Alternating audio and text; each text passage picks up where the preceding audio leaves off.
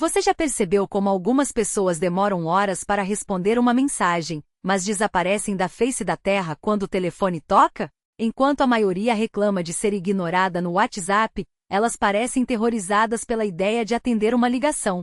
Será que é apenas preguiça? Ou será que, por trás desse comportamento, existe uma lógica emocional que a gente ainda não entendeu? Antes de julgar, não é frescura nem falta de educação. Nem todo mundo se sente confortável com a instantaneidade de uma voz do outro lado da linha. Para algumas pessoas, mensagens são como cartas seladas, elas podem ser abertas no próprio tempo, analisadas, respondidas com calma. Já uma ligação? É um assalto à privação mental, um convite para improvisar em um mundo onde muitas preferem ensaiar cada palavra. Imagine só, o telefone toca e de repente você é jogado em uma conversa sem roteiro, sem tempo para organizar os pensamentos. Para quem tem ansiedade social, isso é como ser empurrado para um palco sem aviso. O cérebro dispara. E se eu disser algo errado? E se não souber o que responder? E se a pessoa perceber que estou nervoso? A mensagem, por outro lado, é um refúgio. Você pode apagar, reescrever, pensar antes de enviar. É controle em um mundo caótico. Mas não é só medo. Tem gente que odeia o som da própria voz, sim, isso existe, ou que associa ligações a má notícias. Afinal, ninguém mais liga só para dizer oi, a não ser que seja algo sério. Outras cresceram em famílias onde telefonemas eram sinônimo de brigas, e o hábito de evitar ficou. O cérebro aprende, se não atendo, não sofro. E assim o silenciamento vira autoproteção. E tem também os introvertidos profundos, para quem uma ligação é invasão de energia. Eles precisam de tempo para processar emoções, e uma conversa ao vivo não dá esse luxo. Mensagens são como respiros entre frases, elas permitem que a mente trabalhe no próprio ritmo. Não é que não queiram conversar, é que preferem fazê-lo em suas próprias condições. Mas aqui está o mais interessante, essa preferência pode revelar uma sabedoria oculta. Quem evita ligações muitas vezes valoriza a qualidade sobre a quantidade. Uma mensagem bem pensada pode ser mais sincera do que um "tudo bem" automático no telefone. Eles entendem que nem toda comunicação precisa ser imediata, algumas coisas ganham mais peso quando tem tempo para amadurecer. Se você é assim, saiba, você não é antissocial nem grosseria personificada. Talvez só tenha descoberto que o silêncio não é vazio, é espaço. E que em um mundo barulhento escolher quando e como se comunicar é um ato de autocuidado. Afinal, não é sobre ignorar os outros, é sobre não se ignorar no processo. E aí, você também é daqueles que prefere digitar a falar? Comenta aqui, qual a sua relação com ligações? Se esse texto fez sentido, compartilha com quem sempre some quando o telefone toca. E se quiser mais reflexões como essa, ativa as notificações para não perder nada. Até a próxima e por escrito, claro. Mão escrevendo, continuação do texto original sobre preferência por mensagens vs. ligações. E se eu disser que você não é o problema, é o telefone? Pense bem, quando alguém liga, você é obrigado a performar. Sorrir na voz, responder na hora, preencher silêncios com palavras vazias. Uma mensagem não. Ela respira. Permite que você pense, apague e reescreva, sinta antes de enviar. É a diferença entre um monólogo forçado e uma conversa em câmera lenta, onde cada palavra pode ser escolhida com carinho, ou nem ser enviada, se o coração não estiver ali. Há uma liberdade silenciosa em quem prefere digitar. É a liberdade de não ser interrompido pela própria emoção, de não ter que explicar um suspiro ou um tom de voz que, sem querer, entregaria o que ainda não está pronto para ser dito. É a liberdade de existir em etapas, primeiro o pensamento, depois a resposta. Em um mundo que exige tudo já, escolher o próprio ritmo é um ato de resistência. E aqui vai uma verdade incômoda, as pessoas que ligam nem sempre querem conversar, querem preencher o próprio vazio. Oi, tudo bem? Às 22 horas não é sobre você. É sobre quem está do outro lado precisando se sentir menos sozinho. Mensagens, por outro lado, são contratos de reciprocidade. Você responde quando pode sem dívidas emocionais.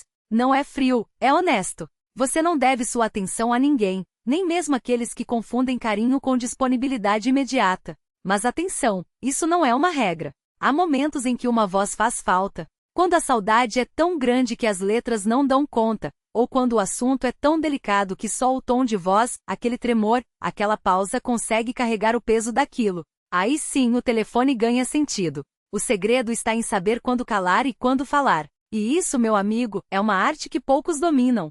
Se você é daqueles que desliga o som das chamadas, mas responde cada mensagem com parágrafos de reflexão, saiba, você não está fugindo da conexão, está aprofundando ela. Porque conexão de verdade não se mede em minutos de ligação, mas em significado. Uma frase escrita com intenção vale mais que uma hora de aham, e é mesmo no telefone. E tem mais, quem escolhe as palavras com cuidado geralmente as vive do mesmo jeito. Não à toa, as pessoas que preferem mensagens costumam ser observadoras, estratégicas, até um pouco poéticas. Elas entendem que algumas coisas precisam decantar antes de serem ditas, como vinho, como amor, como raiva. Apressar é trair o processo. Agora me diz, você já se sentiu culpado por não atender? Ou pior, já atendeu só por obrigação e saiu da ligação esgotado, como se tivesse doado um pedaço da alma? Comenta aqui, porque a gente precisa normalizar que não é egoísmo proteger a própria energia. E se você conhece alguém que sempre some, mas está presente de outras formas, compartilha esse texto com ela. Pode ser que essa pessoa só precise ouvir que não está errada por preferir o silêncio que constrói ao barulho que esvazia. Ah, e antes de ir, ativa as notificações para não perder as próximas reflexões. Porque a gente vai falar sobre outros tabus da comunicação moderna, como o fato de que mandar áudio é uma forma de violência, brincadeira, ou não. Mão escrevendo balão de fala. Análise das técnicas usadas na continuação. Gancho provocativo. E se eu disser que você não é o problema, é o telefone? Desloca a culpa do leitor para o meio telefone, gerando alívio e curiosidade. 2. Contraste entre ligação versus mensagem. Ligação. Obrigado a performar monólogo forçado. Mensagem. Respira, conversa em câmera lenta. Dualidade que faz o leitor se identificar com um lado. 3. Crítica social sutil. Há uma liberdade silenciosa em quem prefere digitar. Empodera o comportamento ao associá-lo à resistência contra a pressa moderna. 4. Revelação incômoda, mas verdadeira. As pessoas que ligam nem sempre querem conversar, querem preencher o próprio vazio. Provocação que faz o leitor repensar interações passadas. 5. Validação mais exceção. Mas atenção, isso não é uma regra. Há momentos em que uma voz faz falta. Equilibra a narrativa, mostrando que não há absolutos. 6. Metáforas poderosas. Uma frase escrita com intenção vale mais que uma hora de aham, e é mesmo ponto. Como vinho, como amor, como raiva. Imagens concretas que fixam a ideia na mente. 7. Empoderamento final. Você não está fugindo da conexão, está aprofundando ela. Reinterpreta o comportamento como algo nobre, não escapista. 8. CTA com propósito emocional. Você já se sentiu culpado por não atender? Pergunta pessoal que gera engajamento nos comentários. Compartilha com quem sempre some, mas está presente de outras formas. Validação indireta. Essa pessoa não está errada. 9. Tom coloquial mais filosofia. Mistura frases curtas e impactantes. Apressar é trair o processo com diálogo direto. E antes de ir. Soa íntimo, mas profundo. 10. Promessa de continuidade.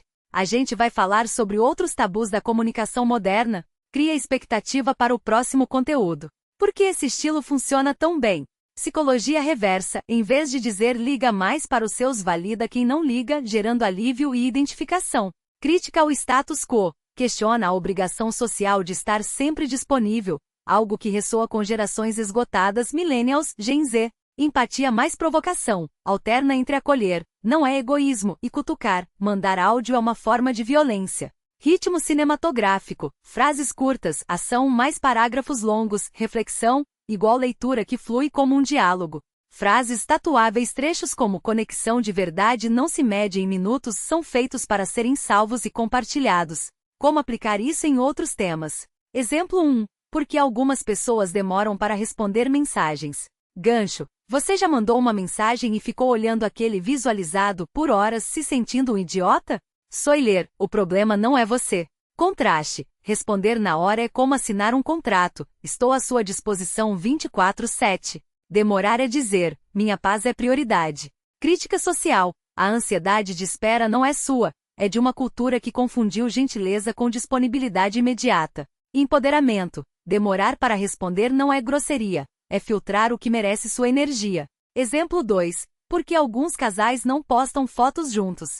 Gancho. Em um mundo onde o amor parece só existir se estiver no feed, eles são os rebeldes. Casais que não postam nada. Será que não amam? Ou amam demais para expor? Validação. Não, eles não estão com vergonha de você. Estão com ciúme da própria intimidade. Metáfora. Postar é como abrir a janela do quarto. Às vezes, você só quer que o sol entre, não que o mundo todo espie. Frase de impacto. O amor que precisa de plateia é performance. O que não precisa é arte. Dica final. Como treinar esse estilo. Escreva como se estivesse bravo. Com o status quo. Raiva gera frases afiadas. Sua ansiedade não é sua, é de uma cultura doente. 2. Use perguntas que doam. Quantas vezes você atendeu uma ligação só para não ser chamado de grosseiro? 3. Transforme defeitos em superpoderes. Você não é antissocial, é seletivo. E isso é um domingo. 4. Feche com uma frase que pareça um abraço. Se isso faz sentido, saiba, você não está sozinho. Está só à frente do seu tempo. Próximo passo. Escolha um comportamento social mal visto. Cancelar planos em cima da hora, não gostar de abraços, odiar festa surpresa, e aplique essa estrutura. O segredo é validar, provocar e empoderar nessa ordem. E aí, qual tema você vai desconstruir agora? Dedo indicador apontando para baixo. Fogo. Por que algumas pessoas cancelam planos em cima da hora? E por que isso pode ser um ato de amor próprio? Você já marcou um encontro, uma festa, ou até um simples café e na hora H, recebeu aquele desculpa, não vou dar conta hoje. A primeira reação é frustração, ou pior, fulano é sem compromisso, não respeita meu tempo. Mas e se eu te disser que, muitas vezes, esse cancelamento não é sobre você? Que por trás daquele não vou pode estar um preciso me salvar que ninguém mais ouviu? Não, eles não são egoístas. São honestos. Em um mundo onde sim é a resposta automática, mesmo quando o corpo grita, não dizer não virou um ato revolucionário. E cancelar em cima da hora? Às vezes é o último suspiro de autopreservação antes do colapso. O que realmente acontece nos bastidores? Imagine a cena. A pessoa confirmou o plano, mas nos dias anteriores, o trabalho roubou suas horas de sono e agora ela está operando com 30% de bateria. A ansiedade transformou o encontro descontraído em um filme de terror mental. E se eu não tiver nada para dizer? O corpo deu sinais, dor de cabeça, exaustão, mas ela ignorou, até o limite estourar. Ou, o mais cruel, ela só percebeu na hora que não queria ir, e preferiu assumir a culpa do cancelamento a fingir um sorriso por 3 horas. O cérebro delas funciona como um termostato emocional. Quando a temperatura interna, estresse, cansaço, sobrecarga, ultrapassa o limite, o sistema desliga tudo, até compromissos. Não é falta de educação. É um mecanismo de sobrevivência. Por que a sociedade odeia quem cancela? E por que isso diz mais sobre nós do que sobre eles? A gente foi ensinado que cancelar é falhar, que priorizar a si mesmo é egoísmo, que dar o braço a torcer mesmo quando o braço está quebrado é nobreza. Mas quem realmente está sendo injusto aqui? Você já forçou a barra para não decepcionar e acabou estragando a noite de todo mundo com sua energia drenada? Já disse sim, por obrigação e passou o evento inteiro contando os minutos para ir embora? Já se sentiu um fardo porque tecnicamente estava lá, mas mentalmente já tinha ido embora há horas? A verdade inconveniente. Um não sincero é mais respeitoso do que um sim mentiroso. Cancelar em cima da hora pode ser o maior ato de consideração, porque significa: eu prefiro te decepcionar agora do que arruinar o momento de ambos depois. O lado oculto, quando o cancelamento é um grito por ajuda. Em alguns casos, esse hábito recorrente esconde algo maior: depressão ou esgotamento. O corpo recusa saídas sociais porque está em modo economia de energia, como um celular em 1%. Trauma social. Quem já foi humilhado, ignorado ou rejeitado em grupo desenvolve um medo condicionado de repetir a cena. Autocobrança tóxica. Se eu não for perfeito na conversa, não mereço estar lá. Incompatibilidade energética. Introvertidos profundos não recarregam em multidões, recarregam no silêncio. Forçá-los a sair é como obrigar um peixe a subir em uma árvore. E o pior? A gente julga quem cancela, mas glorifica quem aguenta o tranco mesmo que esse herói esteja se destruindo por dentro. Que sociedade doente é essa que prefere corpos presentes e almas ausentes? A arte de cancelar com responsabilidade. E por que você deveria aprender? Se você é daqueles que odeia cancelar, mas faz isso com frequência, aqui vai uma verdade libertadora. Você não é um problema. O problema é um sistema que te ensinou que seus limites são negociáveis. Mas cancelar sem culpa é uma habilidade, e como toda habilidade tem regras não ditas. Seja honesto, mas não detalhista. Marca de cruz: desculpa, tô deprimido, minha vida é um lixo, não aguento mais nada. Marca de seleção branca: preciso recarregar hoje, mas marco outra hora. Obrigado por entender. Por quê? Você não deve justificar sua saúde mental, mas também não precisa dar munição para fofoqueiros. 2. Compense com ações, não com palavras. Se cancelou um jantar, envie um áudio ou um meme engraçado depois para mostrar que se importa. O objetivo: provar que o cancelamento não era sobre a pessoa, era sobre você. 3. Tenha um plano B para si mesmo. Se cancelou um compromisso social, substitua por algo restaurador, um banho longo, um filme que você adia há meses, uma ligação para alguém que realmente te enche de energia. Regra de ouro: nunca cancele um plano sem oferecer algo melhor para você mesmo. 4.